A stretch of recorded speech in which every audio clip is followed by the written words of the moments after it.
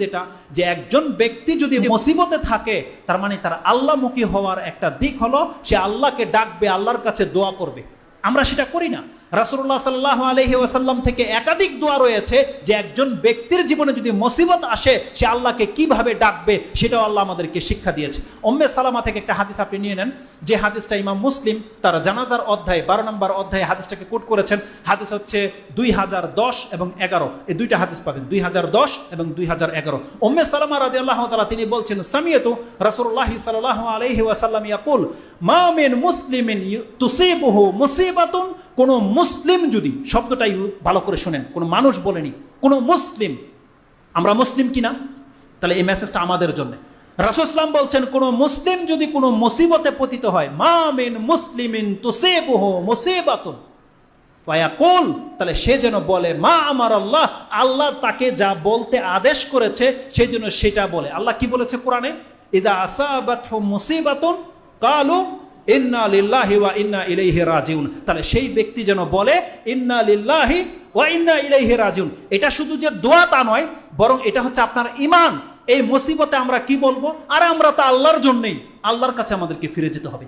এটা বলে যেন সে তার অন্তরে প্রশান্তি হাসিল করে, সেজন্য পেরেশানি না হয়, এবং সেজন্য আল্লাহর কাছে বলে আল্লাহুম্মা আজুরনি ফি মুসিবাতি ওয়াখলুফ লি খায়রাম মিনহা, আল্লাহ তুমি আমাকে এই মুসিবতে কল্যাণ দান করো এবং এর চাইতে উত্তম একটা জীবন আমাকে দান করো। রাসূল সাল্লাল্লাহু আলাইহি ওয়াসাল্লাম বলছেন যেই ব্যক্তি আল্লাহর কাছে এই দোয়া করবে, যেই ব্যক্তি বলবে, তাহলে তাকে এই জীবন থেকে একটা উত্তম জীবন আল্লাহ দান করবে, এবং যেই মুসিবতে সে পতিত হয়েছে তার বিনিময়ে আল্লাহ সুবহানাহু ওয়া তাআলা তাকে নেকি দেবে। কিন্তু আমরা কি করি আল্লাহ সুবহানাহু ওয়া তাআলার কাছে এই দোয়া? আমরা আল্লাহর কাছে দোয়া করি আল্লাহুম্মা আজুরনা ফি মুসিবাতিনা ওয়া খলুফ লানা খায়রাম মিনহা, আল্লাহ তুমি আমাদেরকে এই মুসিবতের মধ্যে, এই মুসিবত থেকে আমাদেরকে উত্তম কিছু দান করো, ধৈর্য ধারণ করার তৌফিক দান করো, এবং আমাদেরকে এই জীবন থেকে একটা উত্তম জীবন আপনি আমাদেরকে দান করেন। এই দোয়া আমরা প্রতিনিয়ত করব রাসূল সাল্লাল্লাহু আলাইহি ওয়াসাল্লামের ওয়াদা অনুযায়ী। আর যেটা হাদিস মুসলিমে রয়েছে, এই জন্য এই বিষয়ের উপরে আমরা আমল করব। এই কথাটাকে আল্লাহ যদি দোয়া কবুল করে নেয়, কত উত্তমভাবে কবুল করে এটা বুঝাতে গিয়ে উম্মে সালামা তার নিজের কথাটা পেশ করেছেন। আমার মুসিবতটা কি ছিল, যে আবু সালমা ইন্তেকাল করেছে। আবু সালমা অত্যন্ত ভালো লোক ছিল, সাহাবী, প্রথম হিজরতকারী সাহাবীর মধ্যে একজন। উম্মে সালমা বলছে রাসূল আমাকে এই দোয়া পড়তে বলেছে, আমার অন্তরে অ্যাকসেপ্ট করে না, মানে মানতে পারে না। আবু সালমার চাইতে উত্তম পুরুষ আমার জীবনে আসবে, আবু সালমার সংসারের চাইতে উত্তম সংসার আমার জীবনে কখন নসিব হবে, এটা আমার বিশ্বাস হইতো না। কিন্তু যেহেতু দোয়া আমাকে বলেছে রাসূলুল্লাহ সাল্লাল্লাহু আলাইহি ওয়াসাল্লাম, যার প্রতি আমি ঈমান এনেছি, যার কাছে আকাশে থেকে খবর আসে, যখন তিনি আমাকে শিক্ষা দিয়েছেন, আমি সেই দোয়া করতে লাগলাম। তিনি বললেন আল্লাহুম্মা আজুরনি ফি মুসিবাতি ওয়াখলুফ লি খায়রাম মিনহা, এইভাবে তিনি দোয়া করতেই থাকলেন। যখন তার ইদ্যত পার হয়ে গেছে, সুবহানাল্লাহ, আল্লাহ তার দোয়াকে কিভাবে কবুল করেছে। কিছুদিন পরে রাসূলুল্লাহ সাল্লাল্লাহু আলাইহি ওয়াসাল্লাম তাকে বিয়ের প্রস্তাব দিয়েছে। রাসূল সাল্লাল্লাহু আলাইহি ওয়াসাল্লাম তাকে বিয়ের প্রস্তাব দিয়েছে।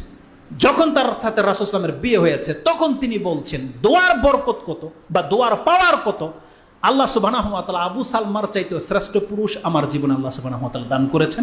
তিনি হচ্ছেন মুহাম্মদুর রাসূলুল্লাহ সাল্লাল্লাহু আলাইহি ওয়াসাল্লাম।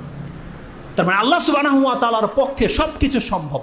ইনশাআল্লাহুল আজিজ, আল্লাহ আমাদেরকে যাদেরকে বাঁচিয়ে রেখেছে, আল্লাহ যদি ইচ্ছা করে তাহলে আমাদের নির্দিষ্ট কাল পর্যন্ত আল্লাহ বাঁচিয়ে রাখবে, এবং এই মুসিবত থেকে আল্লাহ আমাদেরকে উদ্ধার করবে। এই বিশ্বাস নিয়ে আমরা আল্লাহর কাছে দোয়া করি, আল্লাহ তুমি এই মুসিবত আমাদের কাছ থেকে দূর করে নাও।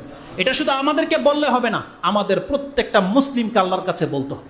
যে বাঁচতে চায় পুরো বাংলার মুসলিমকে বলতে হবে আল্লাহ বাংলাদেশ থেকে তুমি এই মুসিবত উঠিয়ে নাও, এবং আমাদেরকে স্বাভাবিক পর্যায়ে আমাদেরকে ছেড়ে দাও। এবং আমরা ওয়াদা করবো আল্লাহ তোমার ছাড়া আমরা আর কারো গোলাম হব না, আমরা তোমারই বন্দিগি করব, তোমারই ধন্য ধরব, তোমার ছাড়া অন্য কোনো ব্যক্তির দিকে আমরা ঝুঁকবো না। এই ওয়াদা করতে হবে আমাদেরকে, যদি কিনা আল্লাহ সুবহানাহু ওয়া তাআলা শুনে, তাহলেই হইতে পারে আল্লাহ সুবহানাহু ওয়া তাআলা তিনি তা আমাদের ডাকে সাড়া দেবে।